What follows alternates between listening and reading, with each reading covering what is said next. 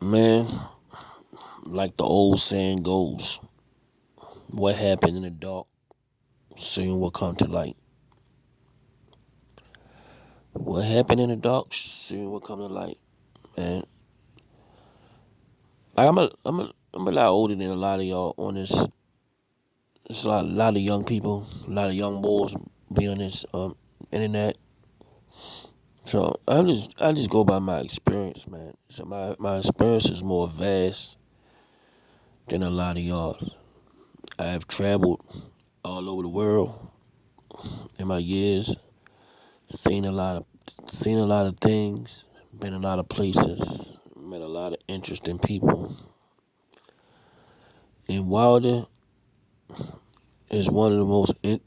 I've never met Wilder, but far as I could see, he's an interesting person.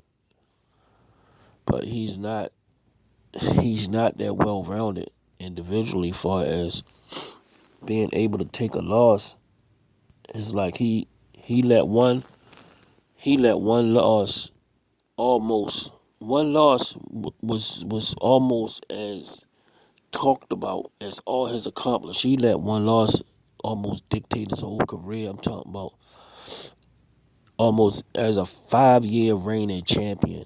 You only can talk about his one loss. You don't talk about all the knockouts he got. It's like he made this loss to Fury synonymous with his whole career, man. And that's one thing he should.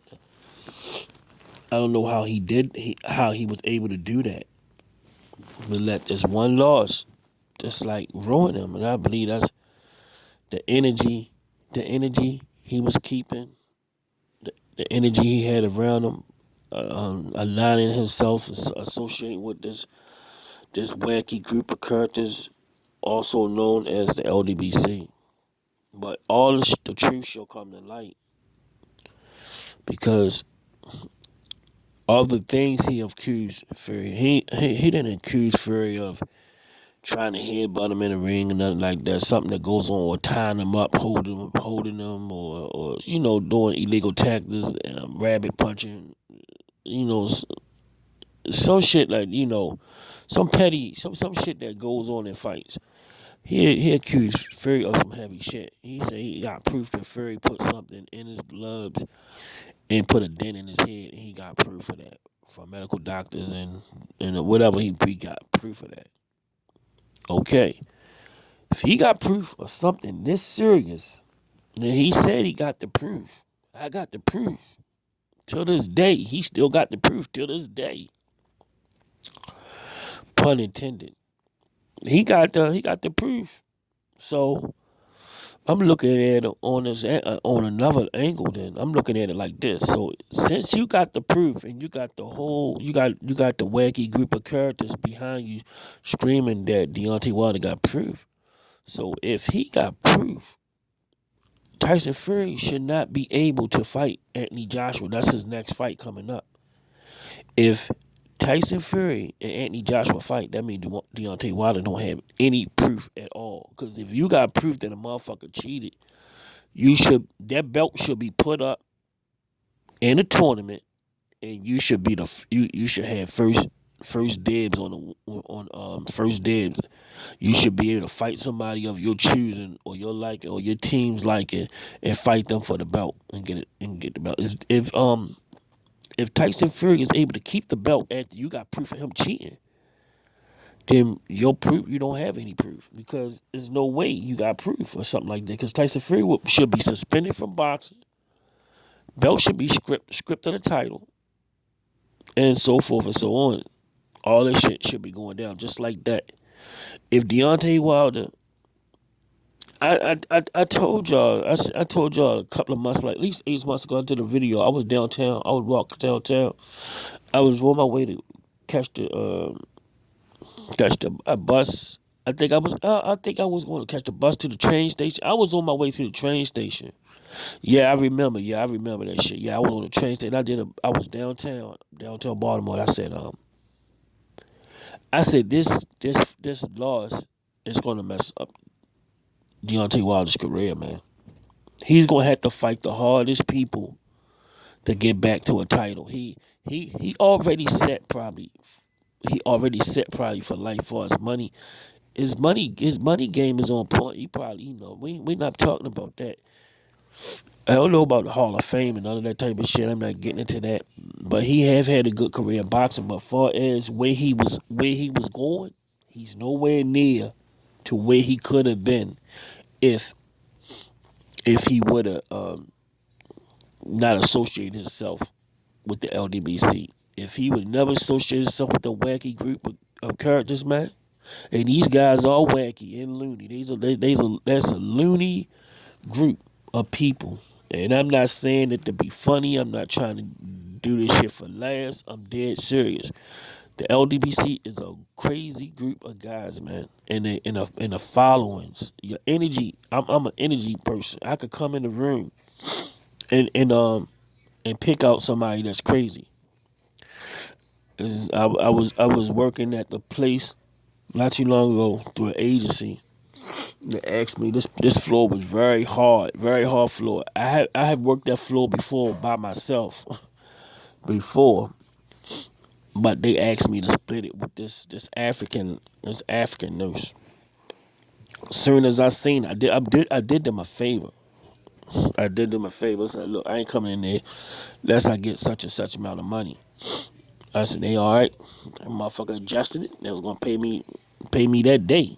They was gonna send me a check. Got me that day, one day. I was gonna get about $600, something like that.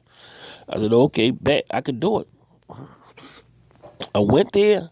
I seen that nurse. As soon as I felt her energy, they said, would y'all want to work together, or y'all want to work together, or y'all want to, split it up like we usually do? She said, no, we want to work individually. As right then, when I heard that statement and I seen the way she looked, you know what I did? I'm telling you, y'all niggas is not as smart as me. Y'all niggas think y'all know shit. Y'all think y'all niggas is not as smart as I am. Y'all the shit that I've been through makes me shape things, experiences you've been through shape you who you are. My experiences shape me to who what I am. When I first heard that shit, when I heard her say that shit, a lot of people wouldn't have paid that shit no mind. They would have went up there and had a fucking shitty day, wind up getting into some shit, wind up fucking lose their license. People lose their license for working with people like that. I said, I went, I felt the guy who was in charge. I could say his first name, Robbie. He was still in the building. I said, look, man, I'm not working with that lady. When I first said that, you could see he knew she was a problem. He already knew the other nurse was supposed to work with her, but he switched because he worked there. He switched. He didn't want to do it. So I said, yo, look, y'all can't put me nowhere else. I'm just gonna have to decline the shift. I haven't count. I didn't count the medicine. I ain't do nothing. I ain't count with nobody. I ain't do nothing. I'm just gonna leave, yo. I don't work here. I'm just gonna leave. And I got my own, business set up. So I was like, she said, no, no, no, no, no, no, no, no, Charles, don't leave, don't leave, don't leave. We got something else for you. Put me somewhere else, just like that. And then I felt all the dirt on that crazy lady. I could feel the energy, man. I'm just the energy person.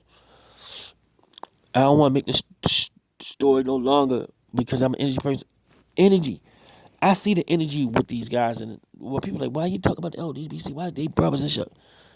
Man, they are not brothers, man. These are opportunists, man, and they using the fans, man. Deontay Wilder done fucked up his career fucking with these guys, man. And Earl Spence is next, man. But Earl Spence don't really associate with those niggas like that, so he may have a chance. But Wilder was in he was entrenched with these guys, man. And I believe Devin Haney and them, if they don't separate from them guys, they gonna make some bad decisions and fuck their career. They already almost fucked Devin Haney career up with their no white boy can beat me, because that's the energy they put out. And Haney got so caught up with that shit. He let that slip out. He's not Bernard Hopkins. He's not Bernard Hopkins. Bernard Hopkins can get away with saying shit like that, but he can't. That was a different time and era when Bernard Hopkins said that shit. But yeah, man, If Fury is able to fight, if Fury is able to fight AJ, Deontay Wilder had no proof, and that's the bottom line.